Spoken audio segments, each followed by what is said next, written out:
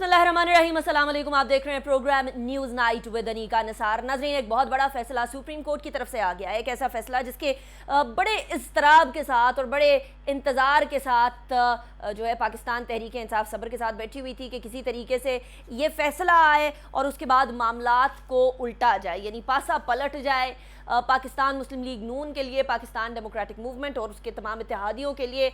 और ऐसा ही कुछ होता हुआ आज नज़र आया। सुप्रीम कोर्ट की तरफ से 3-2 से एक फ़ैसला आया, जिस फैसले के अंदर ये बड़ा वाजे कर दिया गया कि और अभी शॉर्ट ऑर्डर, उसके बाद फिर तफसीली फ़ैसला आएगा तो मज़ीद क्लैरिटी भी आ जाएगी। क्लियर ये किया गया है जी कि जो शख्स अपनी पार्टी लाइन से इनहराफ करके वोट देगा उसका वोट कंसिडर नहीं किया जाएगा और साथ ही साथ वो उस टाइम के लिए डी सीट हो जाएगा। ताहयात नाअहली जो कि पाकिस्तान तहरीक इंसाफ चाहती थी, सदर के रेफरेंस के थ्रू जो क्वेश्चन नंबर 4 था उसको वापस भेज दिया गया है, उसके ऊपर कोई फैसला नहीं लिया गया। सियासी जमातें इस्तेहकाम लाएं, ये डिमांड की गई है सुप्रीम कोर्ट की तरफ से। और तमाम के तमाम जो डी सीट होने का तरीकाकार है वो पार्टी हेड की प्रॉपर जाएगी ईसीपी के अंदर दरख्वास्त और उसके बाद तमाम की तमाम कार्रवाई होगी। बट मामला जो डिस्क्वालिफिकेशन डी सीटिंग का है, इसके ऊपर बहुत सारी लेजिस्लेशन होना भी बाकी है।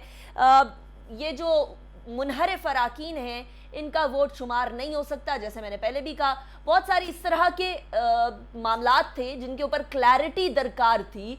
सदर साहब ने यह मामला इसीलिए सुप्रीम कोर्ट के पास भेजा और अब इस तमाम सूरत हाल के बाद आर्टिकल 63A जो कि बड़े clearly disqualification on grounds of defection की बात करता है और इसके अंदर कहा यह जाता है, आर्टिकल 63A(1)(b) कहता है कि वोट और abstains from voting in the house contrary to any direction issued by the parliamentary party to which he belongs in relation to election of the prime minister or chief minister or a vote of confidence or a vote of no confidence or a money bill or a constitution amendment bill। तो यहाँ number 2 के ऊपर बड़े clearly vote of no confidence और vote of no confidence लिखा गया। अब बात ये आती है कि जी नेशनल असेंबली में तो किसी ने वोट ही नहीं दिया, किसी ने इनहराफ ही नहीं किया, जब डिफेक्शन ही नहीं हुई तो मामला गड़बड़ कैसे हो सकता है। लेकिन याद रखिए कि 18वीं तरमीम के बाद वफाक के पास बड़े महदूद जो है वो उनके पास पावर्स हैं और कुछ ही चीज़ें हैं जो उनके पास बचती हैं। सारे के सारे पावर्स अथॉरिटीज़ सूबों की तरफ मुंतकिल हो चुकी हैं। और याद रखिए कि KPK ऑलरेडी पाकिस्तान तहरीक इंसाफ के बाद और अब इस फैसले के बाद ऐसा लगता है कि पंजाब भी एक बार फिर पाकिस्तान तहरीक इंसाफ और उनके इत्तेहादी PMLQ की झोली में आन गिरी है। हमजा शहबाज शरीफ साहब के हवाले से बड़े दिन से कहा जा रहा था और इस हुकूमत के वफाकी हुकूमत के बारे में भी पाकिस्तान तहरीक इंसाफ के जो कुछ लीडरान थे वो कहते रहे कि ये 40 दिन की हुकूमत है। क्या ये 40 दिन की हुकूमत है या नहीं? अब क्या होने जा रहा है पंजाब के अंदर और कानूनी राय क्या होगी? हमारे कानूनी माहिरीन का एक बड़ा तगड़ा पैनल हमारे साथ मौजूद है, मैं उनका तारुफ करवा दूं। अमजद शाह साहब हमारे साथ मौजूद हैं, वेरी सीनियर लॉयर, बहुत शुक्रिया अमजद साहब आपने हमें ज्वाइन किया। आरिफ चौधरी साहब हमारे साथ मौजूद हैं, very seasoned and senior lawyer, बहुत शुक्रिया आरिफ चौधरी साहब आपने भी हमें ज्वाइन किया। अहमद पंसौता साहब भी हमारे साथ मौजूद हैं, very well known lawyer as well. And Nisar Ahmad Mujahid साहब भी हमारे साथ मौजूद हैं, very seasoned and senior lawyer himself as well. सबसे पहले ज़रा आरिफ चौधरी साहब आपकी तरफ ही मैं आऊँगी। Article 63A disqualification on grounds of defection, मामला इबहाम में था, एम्बिग्विटी ख़त्म हुई, लेकिन बहुत सारे और सवालात ने जन्म ले लिया। पहला सवाल, क्या हमजा शहबाज शरीफ साहब की जो हुकूमत है वो ख़त्म हो गई या उसको कंसिडर किया जाए कि अब वो ख़त्म होने वाली है, चंद घंटे की मेहमान? अनिका, माशाल्लाह आप खुद इतनी ज़हीन हैं और कानून से अब आपकी इतनी वाकियत है कि आप अपने सवाल से पहले उसमें जवाब खुद ही दे देती है। ये जो आज का फैसला आया है, मैं समझता हूँ कि इस लिहाज से इंतहाई अहम फैसला है कि जिसमें किसी तरह की कोई एम्बिग्विटी नहीं रहेगी, क्योंकि आइन की कोई प्रोविजन अनिका इसलिए नहीं होती कि उस पर अमल दरामद न किया जा सके। अब तक जो सूरत हाल नजर आ रही थी, जो इस डिफेंड कर रहे थे डिफेक्टर्स को, डिफेक्शन करने वालों को, वो ये कह रहे थे जी कि पहले वोट कास्ट करें, उसके बाद जनाब उनके खिलाफ ये होगा, अमल में आएगा। तो मैं ये समझता हूँ कि इससे वो जो प्रोविजन थी 63A(1) की, वो अपना असर जो था वो नहीं दिखा सकती थी, क्योंकि अगर वो जिस मकसद के लिए बनी थी, मकसद ये था कि पॉलिटिकल सिस्टम को स्टेबिलिटी दी जाए। अगर दरमियान में 5 साल इंतखाब के जरिए जो लोग आते हैं 5 साल के लिए, अगर दरमियान में उन्हें इस तरह वोट ऑफ नो कॉन्फिडेंस के जरिए फारिग कर दिया जाए तो इसका मतलब ये है कि पाकिस्तान के अंदर स्टेबिलिटी नहीं आएगी। तो मैं समझता हूँ कि इस फैसले के बाद स्टेबिलिटी, एक तरफ तो स्टेबिलिटी आएगी, दूसरी तरफ जो आपका सवाल है वो बड़ा क्लियर है कि जहाँ तक पंजाब में इसका ताल्लुक है, पंजाब में क्योंकि वोट सारे के सारे वो लोग हैं जिन 26 अरकान जिन जो मुनहरिफीन हैं उनकी बुनियाद पर, उनके वोट की बुनियाद पर पंजाब के नए चीफ मिनिस्टर बने हैं। तो शहबाज शरीफ साहब के साहबजादे जो हमजा शहबाज, वो तो इस फैसले की रोशनी में आपकी अपनी चीफ मिनिस्ट्री से फारिग हो गए क्योंकि उनके पास तो मेजॉरिटी नहीं है, वो मेजॉरिटी उन्होंने। अच्छा आरिफ चौधरी साहब, सब्सिडरी सवाल, क्या इसके बाद फिर चीफ मिनिस्टरशिप वापस उस्मान बुज़दार साहब की झोली में जा गिरी है, या फिर अब इसके ऊपर प्रॉपर वोटिंग होगी और फिर उसके बाद परवेज इलाही साहब नेक्स्ट चीफ मिनिस्टर बनते हुए नजर आएंगे? देखिए, चीफ मिनिस्टर जो थे वो तो ऑलरेडी चुके इस्तीफा दे चुके थे ना, उनका इस्तीफा जो है वो होने के बाद ही चीफ मिनिस्टर का इलेक्शन हुआ है। तो अब ये इलेक्शन खत्म हुआ है शहबाज शरीफ साहब, हमजा शहबाज का, तो उसके बाद इलेक्शन दोबारा चीफ मिनिस्टर का इंतखाब होगा पंजाब के अंदर। तो मुझे ये लगता है कि अब वो जो रास्ता था जिसके लिए पीटीआई कोशिश कर रही थी सड़कों पर जाकर यानी हंगामे करने की या वो इस मजबूर करने के लिए वफाकी हुकूमत को कि वो इलेक्शन करवाए और असेंबली डिसॉल्व करे, वो मुझे मंजर उनकी करीब तक नजर आ रही है क्योंकि ऑलरेडी भी वो देवर इन ट्रबल और वो ये सोच रहे थे कि इलेक्शन करवाए जाए जल्दी जिस तरह के हालात थे। और इसके बाद तो कोई जस्टिफिकेशन नहीं रह गई क्योंकि पंजाब, अगर आप मरकज देखें तो मरकज तो सिर्फ आईसीसी एरिया रह जाता है जहाँ उनकी हुकूमत है, इससे बाहर निकले तो नून की हुकूमत नहीं है। और अखलाकी तौर पर बाकी मखलूत पार्टियों में यानी पीपल्स पार्टी की सिंध में हुकूमत है, लेकिन जहाँ तक खुद नून का ताल्लुक है, नून अपने अखलाकी और कानूनी आईनी जवाब खो देती है कि जिसके पास किसी सूबे में हुकूमत ना हो वो वहाँ यहाँ पर मरकज में हुकूमत करे। तो मैं समझता हूँ कि इस लिहाज से ये बड़ा इंतहाई अहम फैसला है और इसके असरात जो है वो भी नजर आएंगे। और सुप्रीम कोर्ट ने स्टेबिलिटी के लिए मैं समझता हूँ एक बड़ा बैलेंसिंग यानी रोल अदा किया है जिससे पाकिस्तान के अंदर कॉन्स्टिट्यूशनल स्टेबिलिटी तो आरिफ चौधरी साहब आ गई, कॉन्स्टिट्यूशन के ऊपर जो इबाम पाए जा रहे थे कि पता नहीं इस मैटर के अंदर क्या होगा क्या नहीं होगा, दैट हैज बीन क्लैरिफाइड। लेकिन अमजद शाह साहब, एक पॉलिटिकल क्राइसिस दोबारा से जन्म ले चुका है क्योंकि ये हुकूमत जो कि हुकूमत अपने आप को कह रही थी, जो चीफ मिनिस्टर अपने का बैज भी अपने आप को हमजा शहबाज साहब लगा चुके थे, वो वाली हुकूमत अब खत्म होके अब दोबारा से परवेज इलाही साहब की तरफ मामला जाता हुआ नजर आएगा। बट सवाल ये पैदा होता है कि विफाक के अंदर फिर अमजद शाह साहब, आपको मेरी आवाज आ रही है? जी मुझे आ रही जी। तो फिर विफाक के अंदर पाकिस्तान मुस्लिम लीग नून और इत्तेहादी हुकूमत में हो और उसके बाद फिर पंजाब के अंदर भी उनकी हुकूमत ना हो, किसी और सूबे के अंदर हुकूमत ना हो, ऐसी सूरत हाल में क्या पॉसिबल है हुकूमत को चलाना? और लीगली जिस तरह आरिफ चौधरी साहब कह रहे हैं कि मॉरल ग्राउंड नहीं बनता, लीगल बेशक हो सकता है।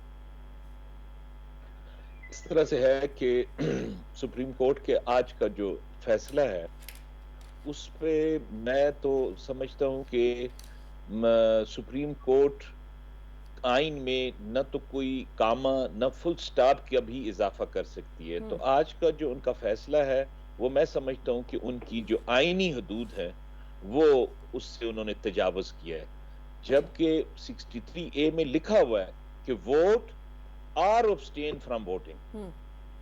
तो जब वोट दिया ही नहीं, आपने काउंट ही नहीं करना, तो फिर वोट और अब्सटेन फ्रॉम वोट का क्या बनेगा? तो मैं नहीं समझता कि ये फैसला कोई बहुत ज्यादा अप्रिशिएटेबल है। रह गई बात ये कि इस वक्त जो मरकजी हुकूमत है, मैं नहीं समझता कि मरकजी हुकूमत को कोई परेशानी होगी अगर पंजाब में क्राइसिस बनता है। कोई भी पार्टी जो है वो नहीं अपनी अक्सरियत साबित कर सकती, तो ऐसी सूरत में पंजाब में असेंबलियां टूटेंगी और वहां पर इलेक्शन होगा, लेकिन वो जनरल इलेक्शन नहीं होगा, वो क्योंकि वो उनकी जो मुद्दत है उसके दरमियान में कोई भी पार्टी जो है वो इस काबिल नहीं रही कि वो अपनी राइट। अक्सरियत अच्छा साबित अमजद कर शाह साहब, आई एम सके। Sorry, I am cutting you तो शॉर्ट वहां पे राइट सब हियर, पंजाब विल में गो ऑन अ ब्रेक और उसके बाद वापस आते हैं, तो उसके बाद फिर मैटर्स को आगे भी फर्दर डिस्कस करते हैं, क्योंकि ये जो डिसीजन है वोट काउंट ही ना होना, इसके बाद एक और क्राइसिस डेवलप होता है। वो क्राइसिस क्या है उस हवाले से भी बात करेंगे, लेकिन एक ब्रेक के बाद।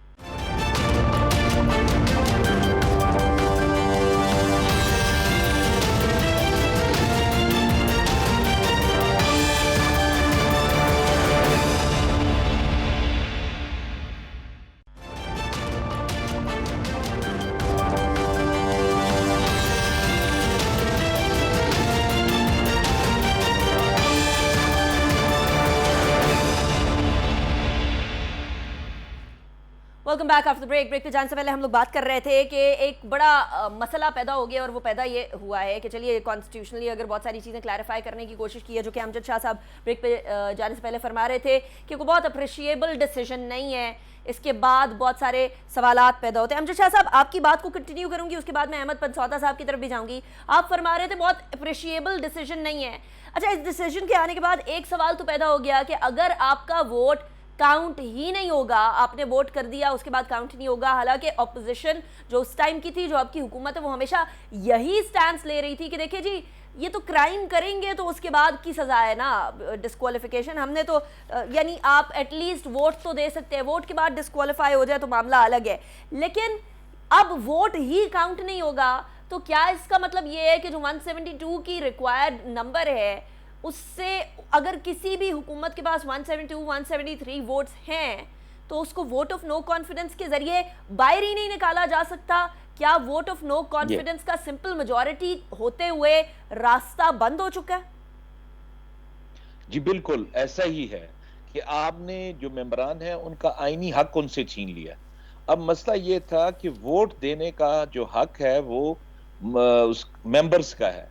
सिर्फ 4 मौकों पे अगर वो डिफेक्शन करेंगे तो उसकी सजा ये है कि वो डी-सीट हो जाएंगे और नया इलेक्शन लड़ेंगे। अब ऐसी सूरत में सुप्रीम कोर्ट ने नई लेजिस्लेशन कर दी है जिसका अख्तियार उनके पास है नहीं, वो तो सिर्फ आइन की तशरीह कर सकते हैं, और ये आइन की तशरीह करने के बजाय पूरे आइन में तरमीम कर दी गई है, और मैं समझता हूं कि ये अप्रिशिएटेबल भी नहीं है, और ये किसी तरह भी हम इसे नहीं कह सकते कि ये एक ऐसा डिसीजन है जो तारीखी हो, या जिसको बाद में जब तारीख लिखी जाएगी तो इसकी कोई एप्रिसिएशन होगी। ये बड़ा अफसोसनाक सूरत हाल है इस वक्त। राइट। अच्छा अहमद पनसौदा साहब, यही सवाल मैं आपकी तरफ भी लेकर आऊंगी, क्या सिंपल मेजॉरिटी रखने वाली हुकूमत कभी आवाज कम आ रही है? टीम जरा ऑडियो बढ़ाइए, अहमद पनसौदा साहब को हमारी आवाज कम जा रही है। लेकिन अहमद पनसौदा साहब, if you can hear me right now, क्या इसका मतलब ये है, वही सवाल कि क्या इसका मतलब ये है कि अगर किसी के पास सिंपल मेजॉरिटी है तो वो वोट ऑफ नो कॉन्फिडेंस के जरिए बाहर निकाला ही नहीं जा सकता, वो एज इज हुकूमत में रहेगा? अगर कोई कोलिजन गवर्नमेंट है तब तो समझ आती है आप इत्तेहादियों को अपने साथ मिलाएं, जिस तरह यहाँ विफाक के अंदर हुआ, किसी डिफेक्टेड मेंबर ने वोट नहीं दिया। लेकिन अगर किसी हुकूमत के पास सिंपल मेजॉरिटी है और वो इतनी तगड़ी है कि वो 172 से ऊपर अपने जो मेंबर्स हैं वो उतनी सीटें अटेन कर लेती है, तो फिर तो वो आउट वोटेबल हो गई ना, यानी you can not vote them out at all. देखिए जी, पहली तो बात ये कि ये अंडरस्टैंड करना बड़ा जरूरी है कि जो आर्टिकल 63 है, जिसकी तशरीह मैं, आप या हमारे कोई और मेहमान यहाँ बैठ के कर रहे हैं, उससे ज्यादा इंपॉर्टेंट फोरम जो है वो सुप्रीम कोर्ट ऑफ पाकिस्तान है, जिनका अल्टीमेट आर्बिटर होने के नाते सुप्रीम कोर्ट के अंदर तशरीह करना काम है आइन की, और ये तशरीह उन्होंने की है। अब इसकी पहली तो बात ये है कि इस ओपिनियन की जो बाइंडिंग नेचर है वो भी है, जिसको डिस्कस किया जा रहा है कि ये है या नहीं है, वो भी है बिल्कुल अंडर द हिस्साबिल केस। सेकेंडली, इसका एक लेजिस्लेटिव इंटेंट है आर्टिकल 63 का, ये 2002 से बात चली हुई है। 18वीं तरमीम में आके पॉलिटिशियंस ने बैठ के डिसाइड किया कि हमने इस काम को रोकना है। इसमें अगर आप रजा रबानी साहब की स्टेटमेंट देखें, हैंसार्ड पढ़े, जो हमारी पॉलिटिकल डिबेट्स पढ़े, उस पर वो सब ये क्लियर है। उसके तनाजुर में जब आप 63A में आते हैं तो 63A में 2 नहीं 3 सिचुएशंस हैं। पहली सिचुएशन है कि वोट करता है पार्टी लाइन के खिलाफ, दूसरी है कि अगर पॉलिटिकल पार्टी चेंज करता है या एब्सटेन करता है। पॉलिटिकल पार्टी चेंज करने पे कभी तफसीली जो फैसला आएगा उसके अंदर क्लैरिटी आएगी।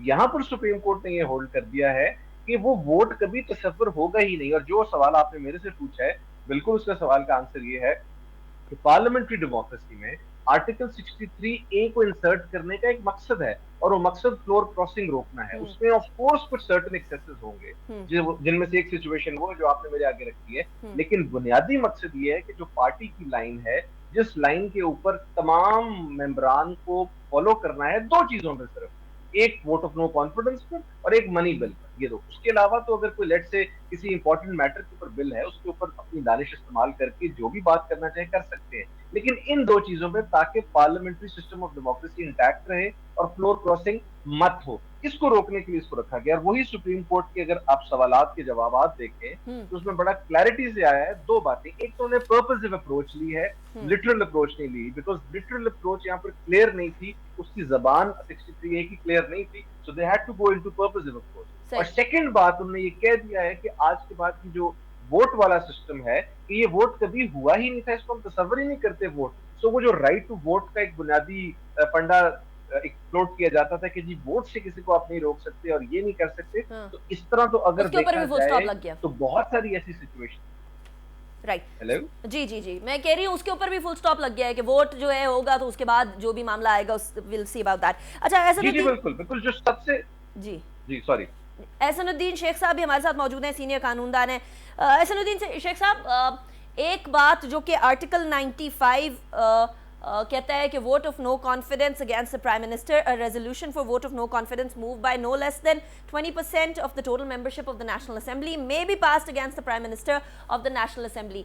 अब ये वाजे हो गया कि प्राइम मिनिस्टर के अगेंस्ट अगर आपने वोट ऑफ नो कॉन्फिडेंस करना है तो या तो आपके इत्तेहादी हों या फिर आप किसी भी तरीके से सिंपल मेजॉरिटी वाली गवर्नमेंट को साइड पे नहीं हटा सकते। इसके साथ साथ एक और इशू डेवलप हो गया है और उसके ऊपर सवाल ये हो रहा है कि अब जो हुकूमत आ गई और अब जो हुकूमत गई थी, पाकिस्तान तहरीक इंसाफ की गई थी, उनके अभी तक जो उन्होंने रेजिग्नेशंस दिए थे वो एक्सेप्ट नहीं हुए। और रेजिग्नेशन एक्सेप्ट ना होने का मतलब ये है कि एक्चुअली एंड लीगली वो अभी भी मेंबरान है नेशनल असेंबली के। क्या इसका मतलब ये हो सकता है कि इस डिसीजन के बाद नेशनल असेंबली के अंदर तो कोई बहुत बड़ी चेंजेस नहीं आनी, लेकिन क्योंकि मॉरल ग्राउंड लूज कर चुकी फेडरल गवर्नमेंट, पंजाब के अंदर उनकी हुकूमत नहीं होगी, तो उनको यहाँ भी साइड पर हट जाना चाहिए और उसके बाद इत्तेहादी भी देखकर कुछ रुख बदल सकते हैं और अगर रुख बदला गया तो एक और वोट ऑफ नो कॉन्फिडेंस हम देखेंगे? अभी तक तो फैसले की डिटेल नहीं आई जी, सिर्फ वो एक जो है जिसे हम कहते हैं कि मुख्तसर फैसला है, जिससे कि मुकम्मल डिटेल आएगी तो हर बात वाज़ेह हो जाएगी। लेकिन बज़ाहिर ऐसा लगता है कि वो वोट जो है मुनहरिफ अराकीन के वोट उन्होंने कहा शुमार नहीं होंगे, लेकिन ये बात अभी तक वाज़ेह नहीं है कि ये आइंदा फ्यूचर में होगा या इससे पेशतर जो कुछ हो चुका है उस पर भी लागू होगा। ये बात बड़ी एक मूट पॉइंट होगी। अगर तो ये जो है रिट्रोस्पेक्टिव इफेक्ट है इसका, ऑलरेडी जो कुछ हुआ है उस पर भी असरअंदाज होगा, तो फिर तो वाज़ेह है कि पंजाब गवर्नमेंट अपनी हैसियत जो है वो खो बैठेगी। फिर उस शक्ल में एक वाज़ेह तौर पर जो है कि दोबारा फिर जो है चीफ मिनिस्टर का इलेक्शन होगा और उसमें वो जो मुनहरिफ अराकीन की वोटें हैं वो शुमार होंगी। लेकिन इसमें अभी और क्वेश्चन है जो कि अभी चीफ इलेक्शन कमिश्नर के पास मौजूद है कि क्या वो मुनहरिफ अराकीन ने पार्टी पॉलिसी या पार्टी की कोई डायरेक्शन थी और उस डायरेक्शन की उन्होंने कोई खिलाफ वर्जी की है। ये बात तो अभी इलेक्शन कमीशन ने इसका तयन करना है। फिर उसके बाद एहसनुद्दीन शेख साहब, I am sorry, I am cutting you short, क्या ये दूध का दूध पानी का पानी नहीं हो चुका कि जो पंजाब असेंबली के अंदर है मेंबरान ने खिलाफ वर्जी की है पार्टी डिसिप्लिन की? पार्टी की तरफ से, चीफ विप की तरफ से बोला गया कि आप लोगों ने परवेज इलाही साहब को वोट देना है, लेकिन नहीं दिया गया वोट। देखिए, ये अभी तक बात जो है ना वाज़ेह नहीं है कि कोई उनको ऐसी डायरेक्शन दी गई थी या नहीं दी गई थी। और फिर दूसरी बात यह है कि पार्टी का कैंडिडेट नहीं था। ये मुख्तलिफ क्वेश्चन है।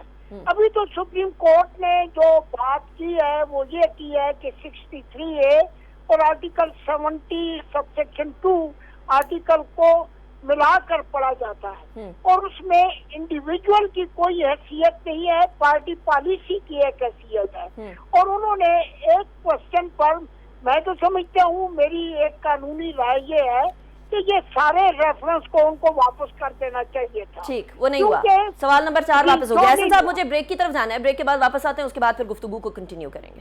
जी।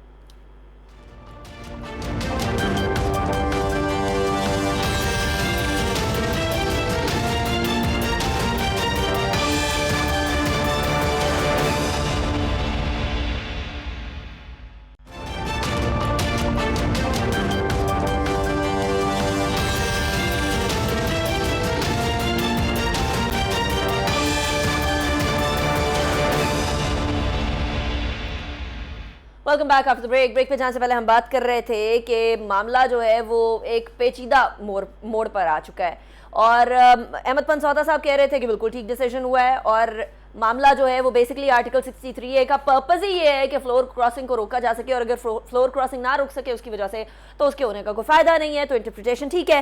वेराज अमजद शाह साहब और एहसानुद्दीन शेख साहब ये फरमा रहे थे कि ये तजावुज़ हो गया है, ये जुरिस्डिक्शन से आगे बढ़ के फैसला हो गया, ये इंटरप्रिटेशन की बजाय एडिशन हो गया है। निसार मुजाहिद साहब भी हमारे साथ मौजूद हैं, सुप्रीम कोर्ट के जाने माने लॉयर हैं। बहुत शुक्रिया निसार साहब, आपने भी ज्वाइन किया। निसार साहब, आप किस मौक़िफ़ से अग्री करते हैं? अहमद पनसौदा साहब कहते हैं ठीक हुआ है, आर्टिकल 63A का पर्पस जो है वो बड़ा क्लियर कर दिया सुप्रीम कोर्ट ने। अमजद शाह साहब और एहसानुद्दीन शेख साहब की आपने बात सुन ली, they say that it is not right, ये तो गड़बड़ हो गई है, जुरिस्डिक्शन से आगे बढ़ के मामला हो गया है। क्या वाकई में इस डिसीजन के बाद कुछ आइन के अंदर एडिशन हो गया है या ये ट्रू सेंस के अंदर इंटरप्रिटेशन ऑफ आर्टिकल 63 है?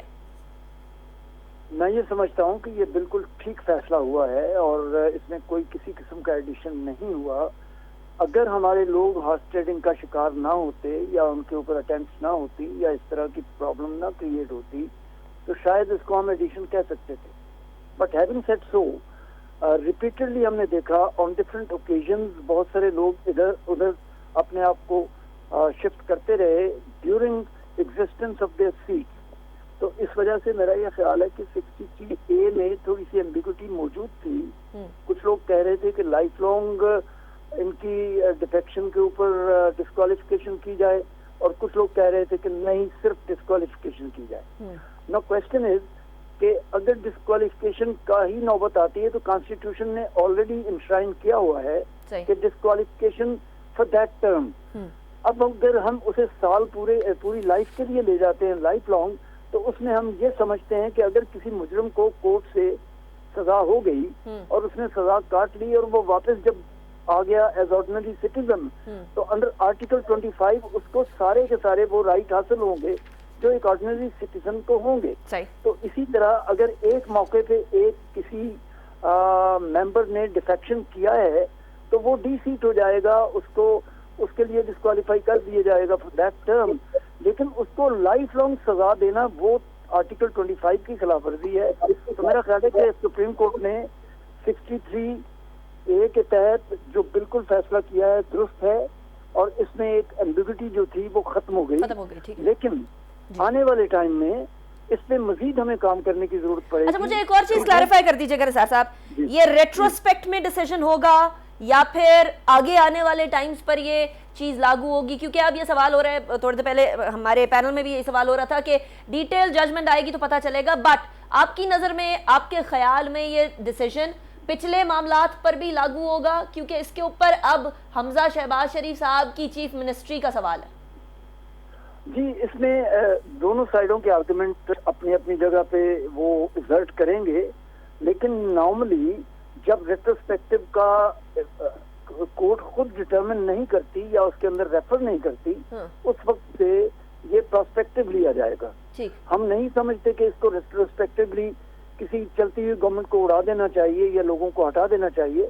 हाँ, एक जो भी इंटरप्रिटेशन हुई है that has taken effect from today onward, लेकिन अगर इसको रेट्रोस्पेक्टिव की बात है तो कोर्ट को मेंशन करना चाहिए उसमें कि this will effect with retrospective effect. So अब ये एक और पुल सिरात है जो कि हमजा शहबाज साहब की हुकूमत को जिस पे से गुजरना पड़ेगा। डिटेल जजमेंट आएगी तो हमें पता चलेगा रेट्रोस्पेक्ट में या नहीं है। अच्छा, अहमद पनसौदा साहब, अगर लाइफ लॉन्ग, जो सवाल नंबर 4 था प्रेसिडेंट साहब की तरफ से कि जी क्या इनको लाइफ लॉन्ग डिस्क्वालिफिकेशन की जा सकती है या नहीं की जा सकती, तो वो तो एक कदगन लगा देने वाली बात होती ना कि कोई शख्स एक गलती कर बैठा तो उसको पूरी जिंदगी उसकी कोई दूसरी एसोसिएशन में वो जा ही ना सके। ये फ्रीडम ऑफ एसोसिएशन आर्टिकल 17 की खिलाफ वर्जी ना हो जाती? क्या सुप्रीम कोर्ट ने सेंसिबली ये डिसीजन लिया कि ये सवाल नंबर 4 का जवाब या इंटरप्रिटेशन देने की बजाय इसको वापस भेज दिया?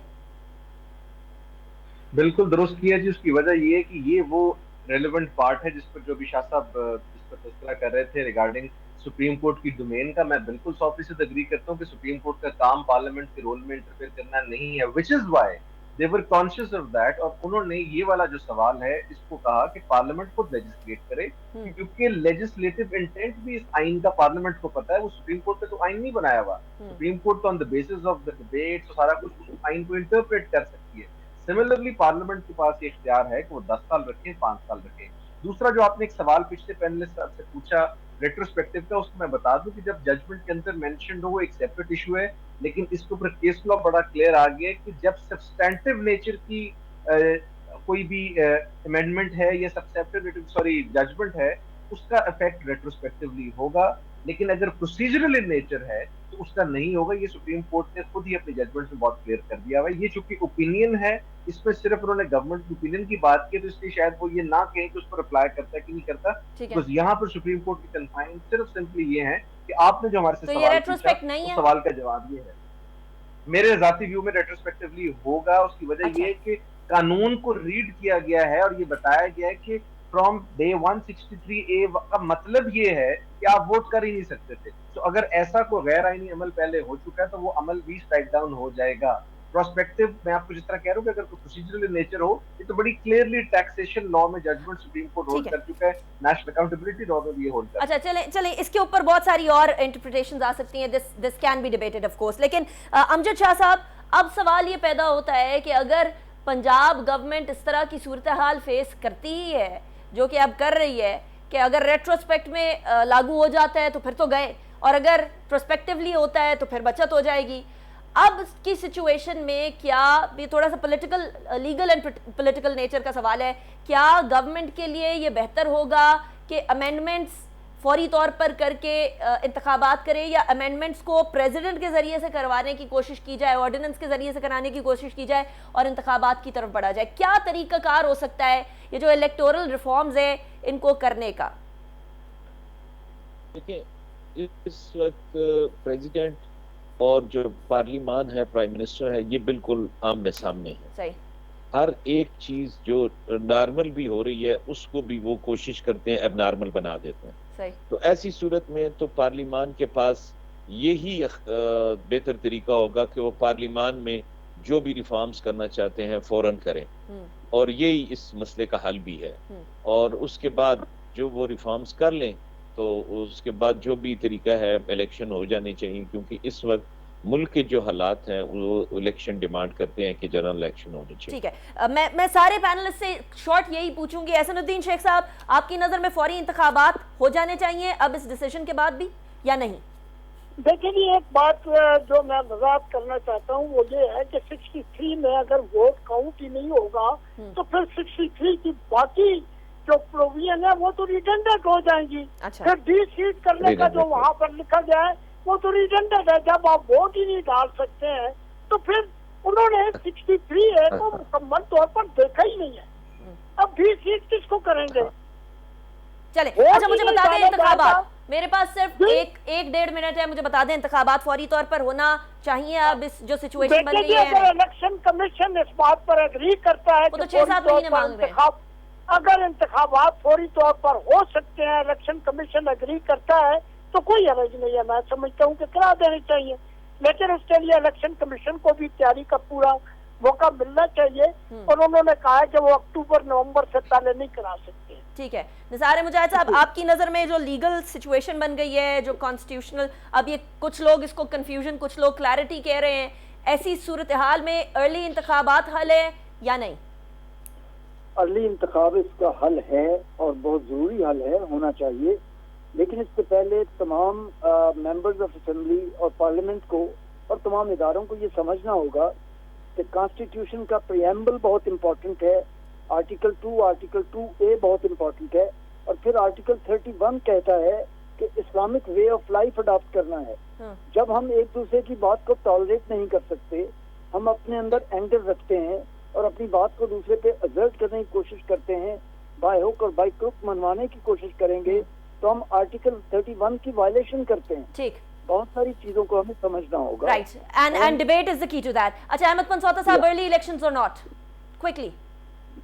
मेरा ख्याल में तो इलेक्शंस वैसे ही अनाउंस कर देने चाहिए to put an end to this turmoil, not because कि वो कॉन्स्टिट्यूशन में लिखा है या नहीं लिखा। I think this is need of the day. अगर किसी चीज से कोई चीज डिफ्यूज हो सकती है, पॉलिटिकल सिचुएशन डिफ्यूज हो सकती है, why not, it's a constitutional process. ठीक है अहमद पनसौता साहब, thank you so much. Nisar Mujahid साहब बहुत शुक्रिया, अमजद शाह साहब बहुत शुक्रिया, एहसनुद्दीन शेख साहब बहुत शुक्रिया, इससे पहले आरिफ चौधरी साहब भी हमारे साथ मौजूद है, आप सबका बहुत शुक्रिया। लेकिन एक बात वाज़ेह हो गई है कि ये डिसीजन आने के बाद वो फ्लोर क्रॉसिंग वाला मामला रेट्रोस्पेक्ट में हो ना हो, लेकिन फ्यूचर के अंदर ये मामला बिल्कुल ख़त्म हो गया है। पहले ही पाकिस्तान तहरीक इंसाफ 40 दिन की हुकूमत कह रही थी, इस हुकूमत को लगातार क्या वाकई में 40 दिन की हुकूमत साबित होगी या नहीं होगी, ये आने वाला वक्त बताएगा। शेख रशीद साहब कह चुके हैं खेल ख़त्म हो गया है।